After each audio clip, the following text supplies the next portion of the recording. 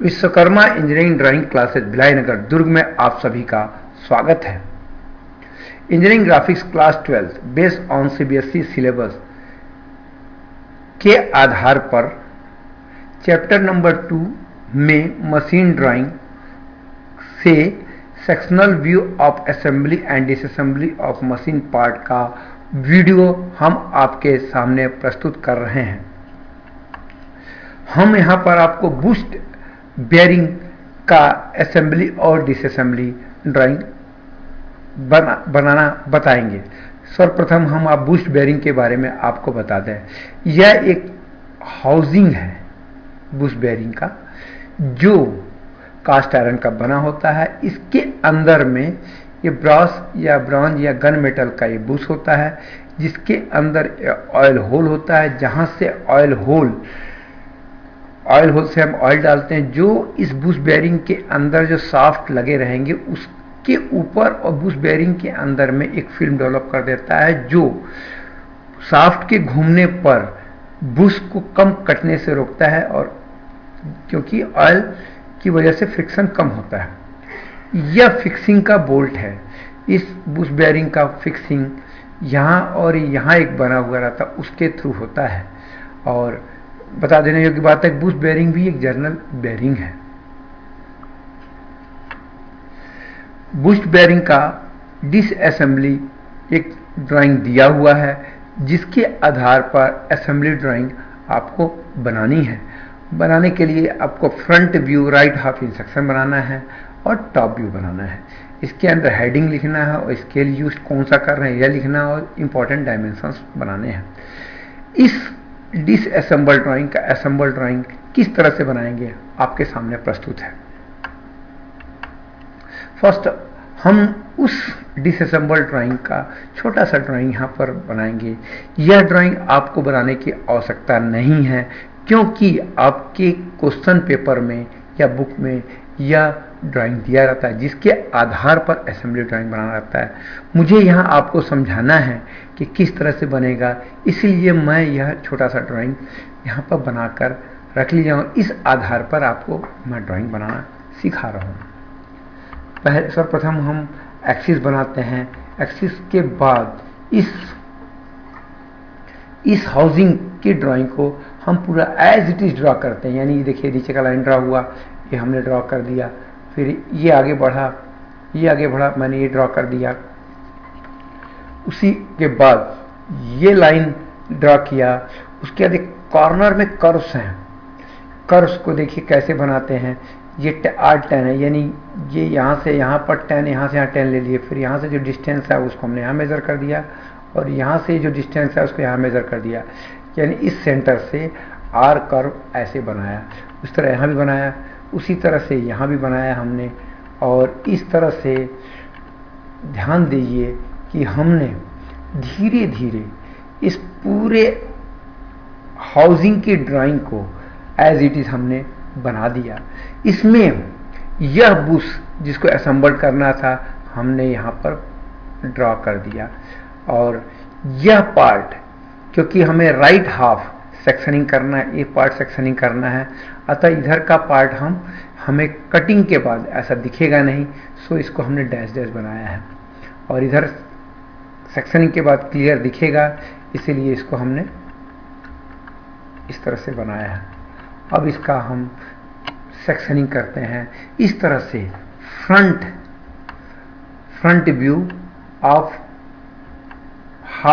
Right half sectioning complete हो जाता है।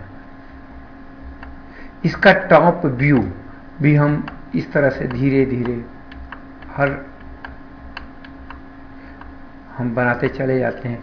यहाँ एक बता देने योग्य बात यह है कि ये जो स्पेस दिख रहा है और यहाँ फ्रंट में ये दिख रहा है, या इसको इस तरह से समझना चाहिए कि पानी की जो बाल्टी हमारे घर में होती है, उसके नीचे जो कॉलर बना रहता है, जिससे उसका बेस डायरेक्ट जमीन पर टच ना हो, और वह उसका लोड, पानी का पूरा लोड बाल्टी के कॉर्नर में पड़ा, जिससे उसकी लाइफ ज़्यादा चला और ज़्यादा से ज़्यादा होगा। बाल्टी का कॉर्नर धीरे धीरे वियर होगा या बेंड होगा, बट उसका बेस जल्दी खराब नहीं होगा, टूटे। उसी तरह से हाउसिंग का ये जो बेस है ये जल्दी खराब ना हो, इसीलिए कॉर्नर, बाल्टी में कॉर्नर्स होते हैं, उस तरह से ए और ए कॉर्नर्स होते हैं। यानी आप देखेंगे सीधे तो यह रेक्टेंगल शेप है, तो ये जो कॉर्नर्स हैं एक इस तरह से पूरा कॉलर बना रहता है, जो पूरे बॉडी का लोड इसके ऊपर ही रहता है। जिस तरह से बीच में सैग करता है, इससे टोटल लोड बॉडी का इसके ऊपर रहता है।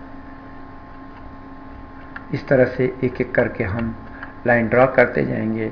यानी इस टॉप व्यू से आप देखिए, एक एक करके ड्रॉ किए। यहां पर हम बताने की बात है कि ये हाउसिंग का ही ये लाइन यहां ड्रॉ हुआ था, डैश डैश, क्यों दिखता नहीं ऊपर से, ये वाला डार्क दिखा था, ये वाला डैश डैश दिखा था, ये डार्क दिखा था। बट अब यहाँ पर हमने बुश, ये जो बुश था इसको भी अंदर इंसर्ट करके हम असेंबल कर चुके हैं। अतः यह लाइन तो यहाँ दिखी, ये लाइन जो ये लाइन थी यहाँ डैश डैश दिखी। अब ये बुश हमारा ये लाइन आ गया, इस तरह से ये आ गया, और इस तरह से। और ये ऑयल होल का, ये देखिए बड़ा है और ये छोटा है, इसका ये बड़ा छोटा डायमीटर के साथ एक हाउस जो मैंने बताया था फिक्सिंग के लिए बोल्ट, इस बुश को जमीन में फिक्सिंग के लिए ये जो होल है बोल्ट फिक्सिंग के थ्रू फिक्सिंग के लिए वो ये बनाया गया है।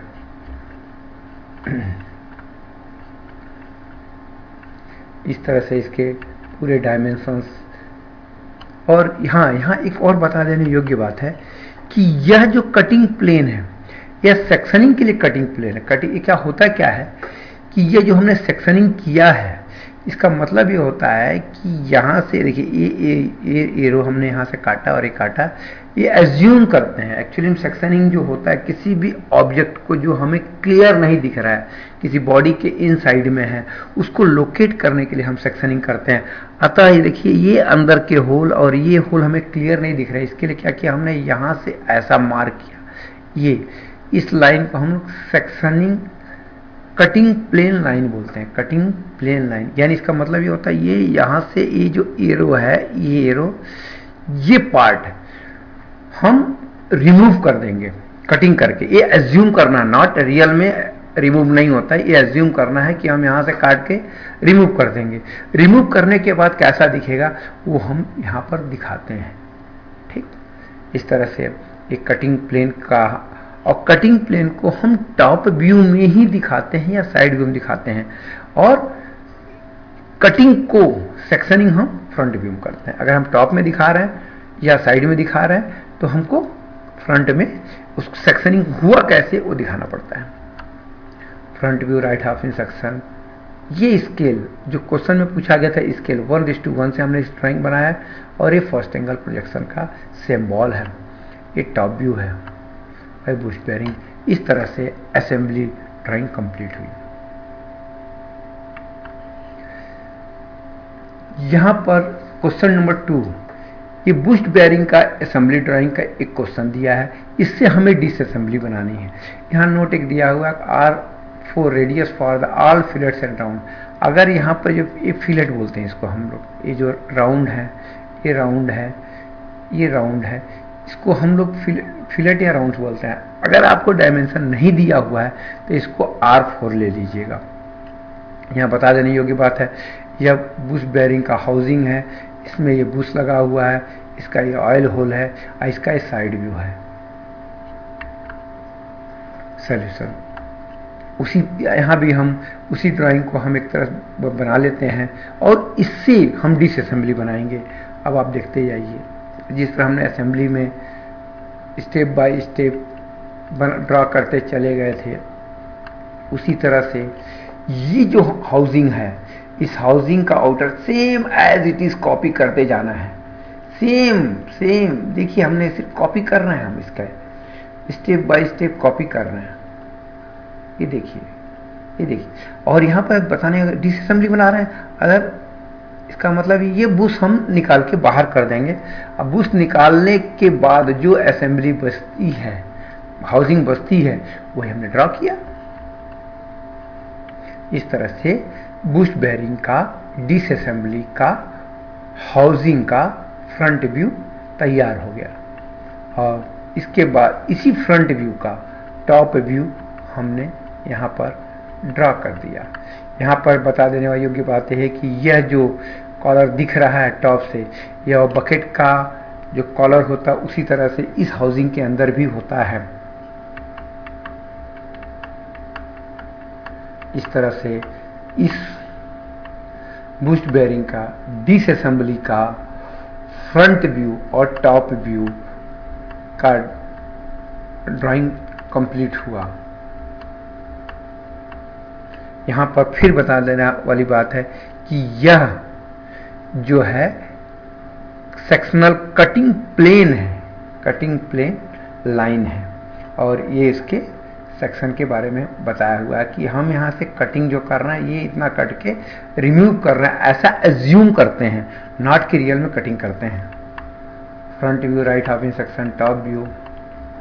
अब देखिए यह जो बुश निकला है, इसका बुश का हम ड्राइंग बना रहे हैं। ये देखिए, ये अंदर वाला बुश, इसको हमने बाहर बना दिया और ये बॉडी को एज इट इज बना दिया। यानी इस तरह से यह जो है फ्रंट व्यू और टॉप व्यू ये हाउसिंग का हो गया, और ये बुश जो हमने बाहर निकाल कर बना दिया। इस तरह से इस बुश असेंबल ड्राइंग का ये डिसअसेंबल ड्राइंग है।